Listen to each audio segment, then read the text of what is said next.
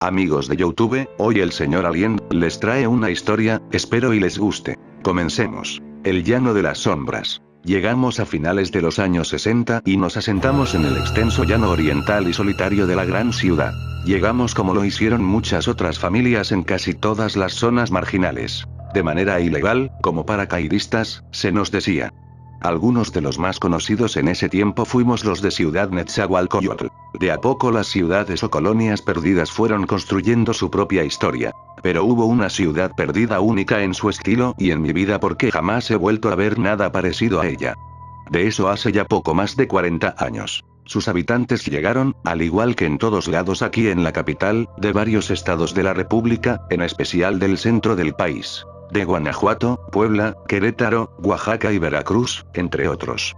La zona que eligieron se ubicaba más o menos entre la delegación Gustavo A. Madero y el Palacio Municipal de Ciudad Nezahualcóyotl, justo ahí donde más se formaban lagunas y lodazales en tiempos de lluvias y grandes terregales en tiempos de calor y viento. Sus casas las construyeron sobre la tierra salitrada con maderos viejos, cartones y láminas de petróleo y de asbesto, y se distribuían en una serie de callejones que únicamente conocían a la perfección ellos, los miembros de las 22 familias ocupantes, que habían constituido en la colonia una cooperativa de artesanías de barro y madera para sobrevivir. Y digo que era una colonia única porque por las noches, desde sus afueras y por encima de una serie de luces de vela que se iban propagando en cada una de las casas maltrechas, se podía observar un fenómeno menos raro. Por encima de la colonia, parecía que una gran sombra se alzaba sobre ella, como abrazándola, y puedo asegurar que no eran nubes oscuras o terregales de otoño.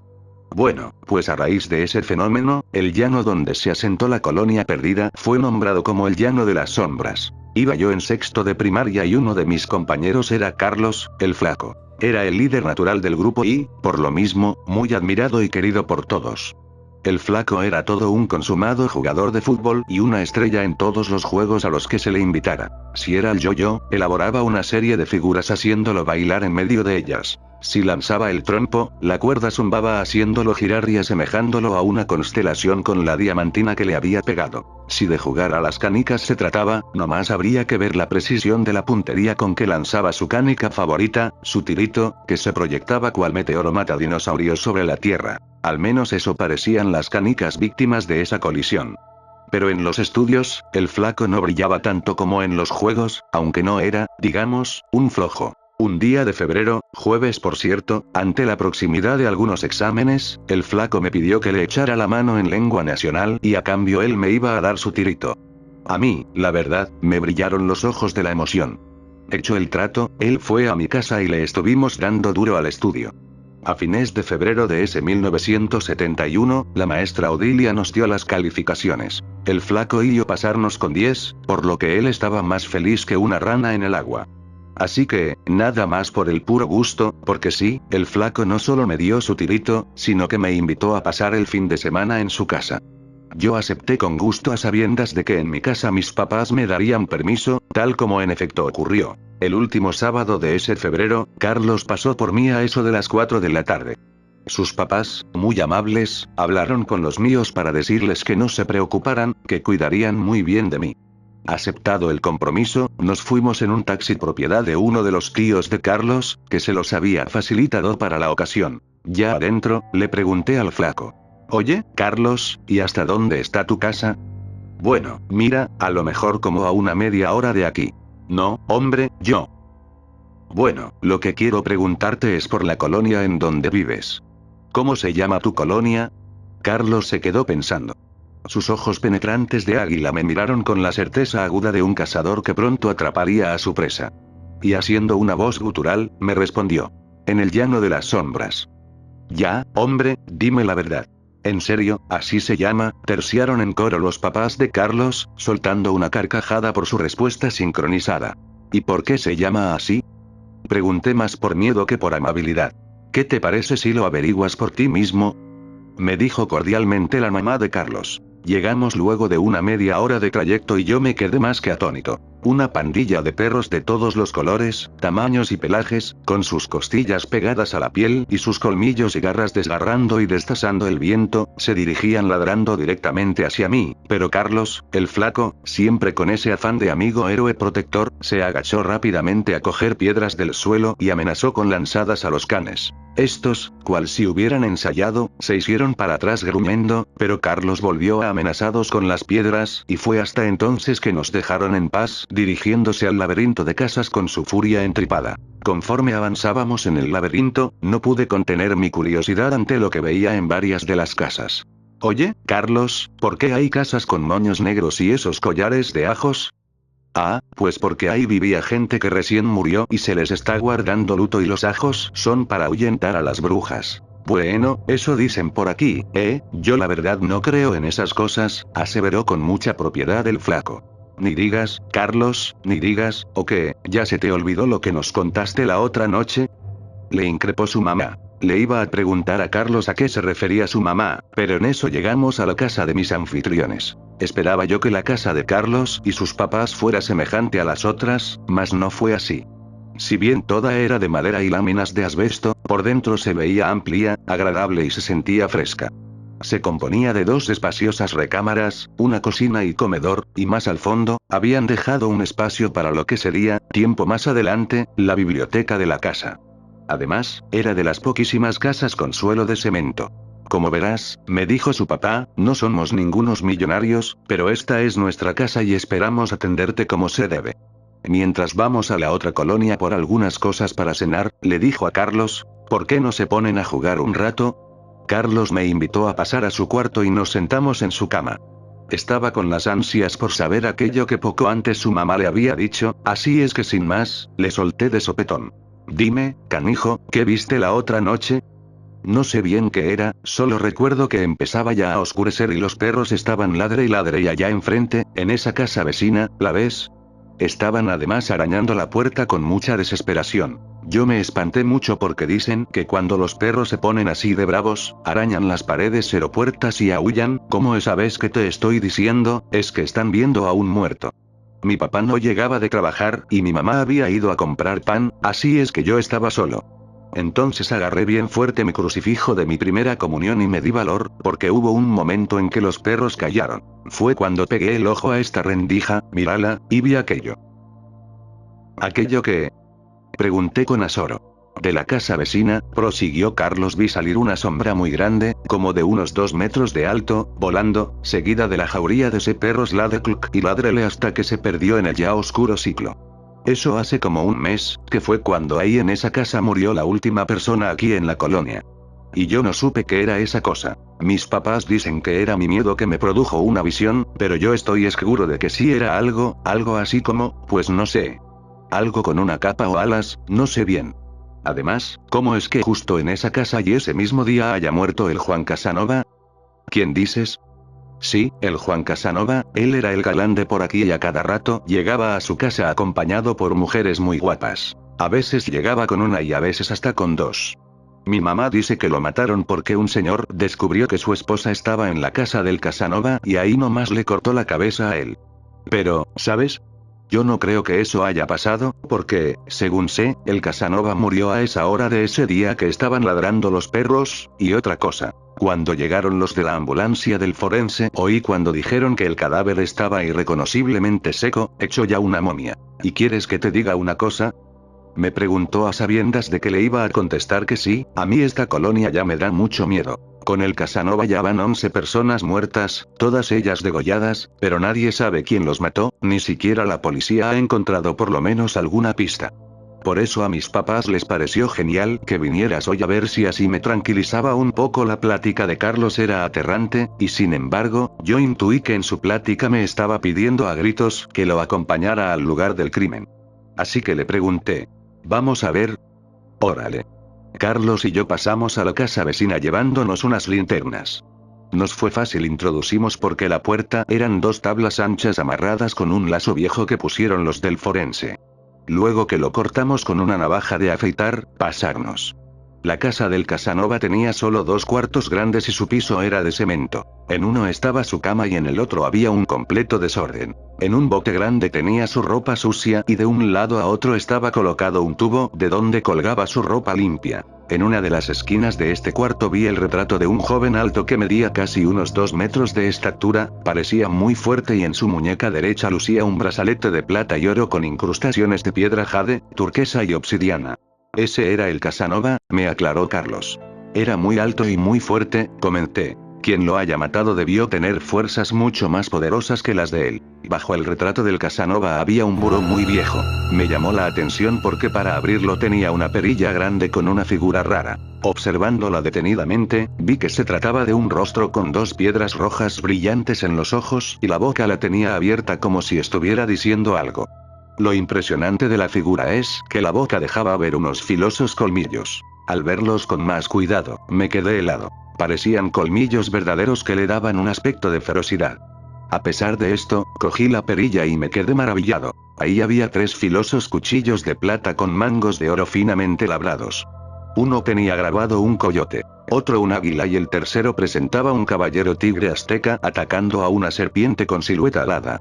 Y a un lado de los cuchillos brillaban intensamente 3 fístoles lujosísimos de oro con piedras incrustadas. Uno con un granate, otro con una turquesa y el último con una piedra de jade. Mira, ven a ver esto. Le dije extasiado a Carlos, pero él había encontrado algo también sorprendente. Debajo de un tapete había una losa con una imagen igual a la de la perilla del buró, solo que la losa tenía un aro para jalarla. Nos imaginamos que allí dentro el Casanova había guardado una caja con joyas valiosas o simplemente cosas raras. Sin más, levantamos la losa. Lo que vimos no parecía nada del otro mundo. No había ningún cofre ni cosas misteriosas, pero sí unos escalones de concreto que no se veía hasta dónde llegaban. Prendimos nuestras linternas y decidimos explorar. Ya abajo y con la luz de las linternas, las penumbras se retiraban como viejos telones para mostrarnos, ahora sí, un mundo fantástico. Del lado izquierdo de los escalones, nos fuimos pegados a la pared, donde se podían apreciar pinturas murales. Sus colores, vivamente marcados, parecían recién pintados. La primera escena que pudimos contemplar era la de un dios azteca sacrificando a un prisionero de guerra. En una mano tenía el corazón de la víctima y en la otra su cabeza. En la escena siguiente, aparecían los personajes de los cuchillos de plata y oro labrados. La última escena dejó estupefacto a Carlos. Representaba la llegada de su familia y los demás paracaidistas a el llano de las sombras, cobijados todos por esa sombra misteriosa. Mira, así estaba el llano cuando llegamos hace un año, y así se ve la colonia cuando ya va a oscurecer, me dijo Carlos. Con razón ya quieres que se cambien de aquí. En verdad se ve feo, Carlos. Fácilmente caminamos unos 30 o 40 metros, cuando dimos con otra de las paredes, fue entonces que la orilla de la luz de las linternas dejaba ver una silueta. Sin duda alguna alguien nos estaba acechando y nos sentimos terriblemente amenazados. Nuestras manos temblaban y dudábamos en alumbrar a la persona o echarnos a correr. En la confusión, tropecé con el pie izquierdo de Carlos, que me hizo trastabillar hacia atrás hasta caer sentado. Cuando reaccionamos, la luz de mi linterna estaba enfocando directamente a nuestro acechador, pero este no se movía. En un arrebato de pavor, le dirigí la palabra a esa persona para que no nos hiciera daño, y tartamudean yo le supliqué que nos perdonara por entrar a su casa y que nos dejara ir. Por respuesta solo se oyó un pesado silencio y él, nuestro acechador, permaneció en su lugar, simplemente observándonos. Una vez que me incorporé, le hablé al flaco. Carlos, mira. El flaco confirmó mis sospechas. Eso es.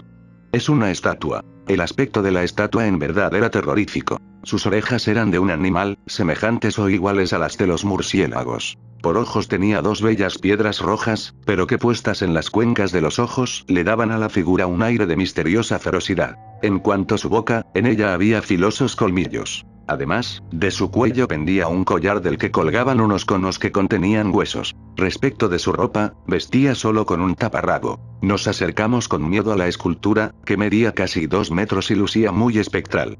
A su lado se leía en la pared un escrito que estaba en medio de 2 dibujos. Un águila y un tigre. La idea de los descarnados impulsó a nuestros pies y seguimos explorando. Enfrente de esta pared, estaba una grandísima piedra de sacrificios en forma de rueda, semejante a la piedra de Tizoc, finamente labrada y pintada, tal como las trabajaban los aztecas.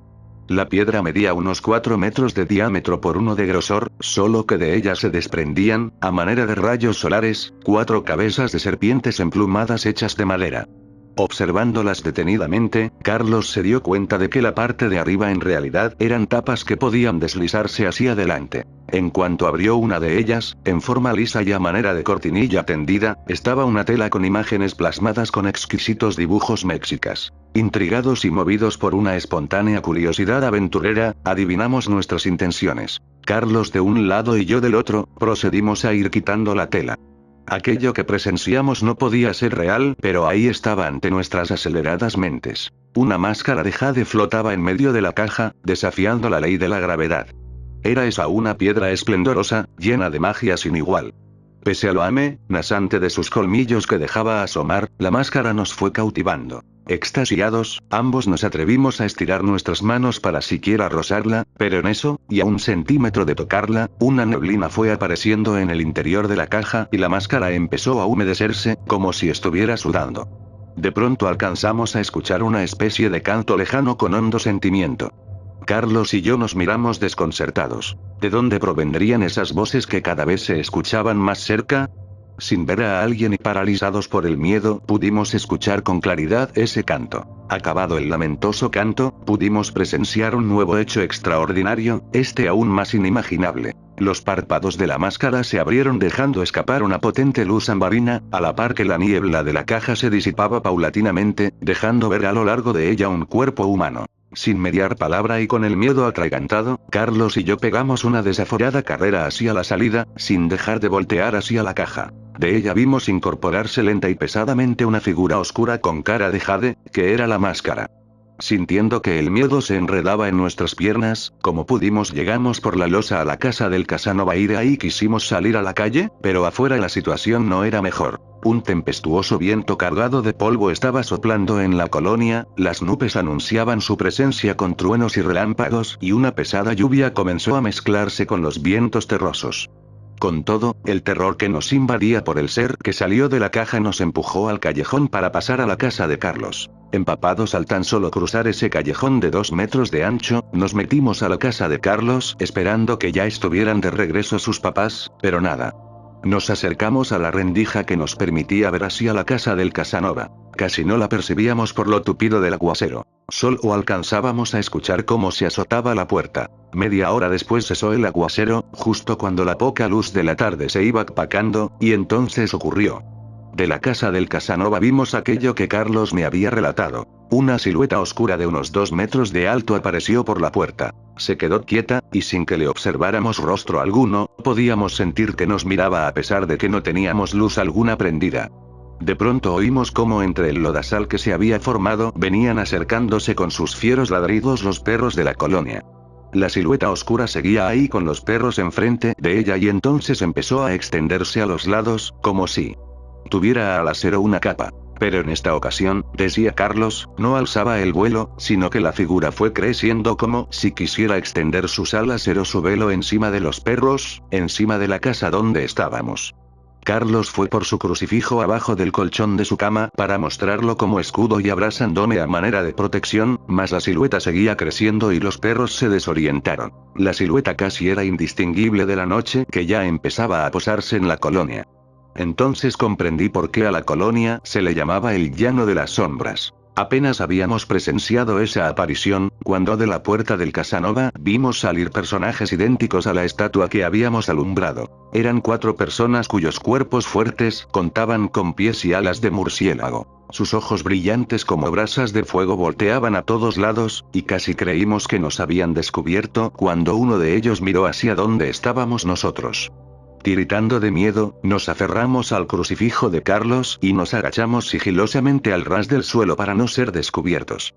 El momento nos parecía eterno y peor aún cuando nuestros oídos percibieron que el ser cruzaba el callejón hundiendo sus pies en el lodo, hasta que alcanzó a poner sus manos en las tablas de la casa de Carlos. Así, solamente nos separaba la pared de madera. Sentimos desfallecer cuando la criatura introdujo las poderosas garras negras de su mano en la rendija para intentar abrirse paso hacia nosotros haciendo crujir las tablas. Despavoridos, nos levantamos para correr, pero en eso nuevamente los perros aparecieron en el sitio con sus ladridos y en pos de ataque.